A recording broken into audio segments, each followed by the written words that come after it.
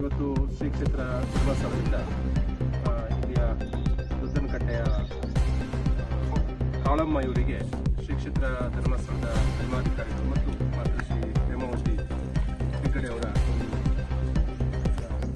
ಏನು ನಿರ್ಗತಿಕರು ಯಾರಿದ್ದಾರೆ ಅವರಿಗೆ ಪ್ರತಿ ವರ್ಷ ಅವರಿಗೆ ಬೇಕಾದಂಥ ಮೂಲಸೌಕರ್ಯಗಳಲ್ಲಿ ಬಹಳ ಪ್ರಾಮುಖ್ಯವಾಗಿ ಬೇಕಾಗಿರುವಂಥದ್ದು ಬಟ್ಟೆ ಬರೆಗಳಿರ್ಬೋದು. ಇದನ್ನೆಲ್ಲ ಪ್ರತಿ ವರ್ಷ ನಾವು ನಿರ್ಗತಿಕರಿಗೆ ಕೊಡ್ತೇವೆ. ಇವತ್ತು ಇಡೀ ದಿನ ಕರ್ನಾಟಕ ರಾಜ್ಯದಲ್ಲಿರ್ತಕ್ಕಂಥ ಇಂಥ ನಿರ್ಗತಿಕರಿಗೆ ಸುಮಾರು 22,000 ಜನರಿಗೆ ಇವತ್ತು ಧರ್ಮಸ್ಥಳದಿಂದ ವಾಸಾಸನವನ್ನು ಪ್ರತಿ ತಿಂಗಳು 1,000 ಕೊಡ್ತೇವೆ. ಆ ವಾಸಾಸನವನ್ನು ಕೊಡುವಂಥದ್ದು ಪೈಕಿ ಇವತ್ತು ತೀರ ಯಾರು ನಿರ್ಗತಿಕರಿದ್ದಾರೆ ಅಂಥವರನ್ನು ಗುರುತಿಸಿ ಅವರಿಗೆ ಇವತ್ತು ಏನು ಈ ರೀತಿಯ ಬಟ್ಟೆಗಳನ್ನು ಅಥವಾ ಮೂಲಸೌಕರ್ಯಗಳನ್ನು ಕೊಡುವಂಥದ್ದನ್ನು ಮಾಡ್ತಾ ಇದ್ದೇವೆ.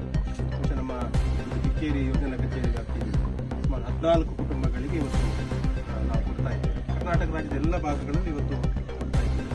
ಮುಖ್ಯವಾಗಿ ಇವರಿಗೆ ಯಾರು ಇಲ್ಲ ಅಂಥವರಿಗೆ ಇವತ್ತು ಏನು ಅವರನ್ನು ಗುರುತಿಸಿ ಧರ್ಮಸ್ಥಳಕ್ಕೆ ಒಂದು ಮನವಿಯನ್ನು ಕೊಟ್ಟಾಗ ಅಮ್ಮನವರು ಅವರಿಗೆ ಪ್ರತಿ ತಿಂಗಳು 1,000 ರೂಪಾಯಿ ಮಾಸಾಸನವನ್ನು ಕೂಡ ಕೊಡ್ತಾ ಇದ್ದಾರೆ.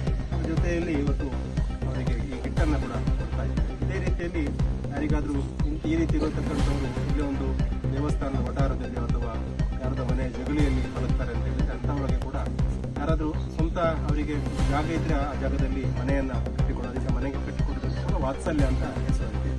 ಒಂದು ವೇಳೆ ಅವರಿಗೆ ಜಾಗ ಇಲ್ಲ, ಬೇರೆಯವರು ಯಾರಾದರೂ ಅವರಿಗೆ ಜಮೀನು ಕೊಡ್ತಾರೆ ಅಂತ ಹೇಳಿದ್ರೆ ಅವರ ಬದುಕುವವರೆಗೆ ಈ ಜಾಗದಲ್ಲಿ ಅವರು ಉಳ್ಕೊಳ್ಳಿ ಇರಲಿ ಅಂತ ಹೇಳಿದ್ರೆ ಅವರಿಗೆ ಆ ಜಾಗದಲ್ಲಿ ಕೂಡ ಮನೆಯನ್ನು ಕಟ್ಟಿಕೊಡ್ತಾರೆ. ಅಂದರೆ ಇವತ್ತು ಶ್ರೀ ಕ್ಷೇತ್ರ ಧರ್ಮಸ್ಥಳದ ಪೂಜ್ಯ ಹೆಗ್ಗಡೆ ಅವರು ಈ ರೀತಿಯ ಸಮಾಜಮುಖಿಯಾದಂಥ ಕೆಲಸಗಳನ್ನು ಇವತ್ತು ಮಾಡ್ತಾ ಇದ್ದಾರೆ.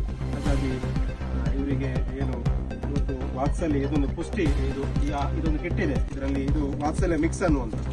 ಇದನ್ನು ಅವರು ಹಾಲಿಗೆ ಅಥವಾ ನೀರಿಗೆ ಹಾಕಿ ಬಿಸಿ ಮಾಡಿ ಕುಡಿದ್ರೆ ಅವರಿಗೆ ಒಂದು ಆಹಾರ ಆಗುತ್ತೆ. ಇಂಥದ್ದನ್ನು ನಾವು ಪ್ರತಿ ತಿಂಗಳು ಕೆಲವು ತೀರ ಬಡತನ ಇರತಕ್ಕಂಥ ಕುಟುಂಬಗಳಿಗೆ ಕೂಡ ಇದನ್ನು ಕೊಡ್ತಾ ಇದ್ದೇವೆ. ಹಾಗಾಗಿ ಕಾಳಮ್ಮರವರಿಗೆ ಇವತ್ತು ಗಣ್ಯರ ಸಮ್ಮುಖದಲ್ಲಿ ಇವತ್ತು ಪೂಜ್ಯರು ಕಲ್ಪಿಸ್ತಿರ್ತಕ್ಕಂಥ ಈ ಒಂದು ಕಿಟ್ಟನ್ನು ಅವರಿಗೆ ವಿತರಣೆಯನ್ನು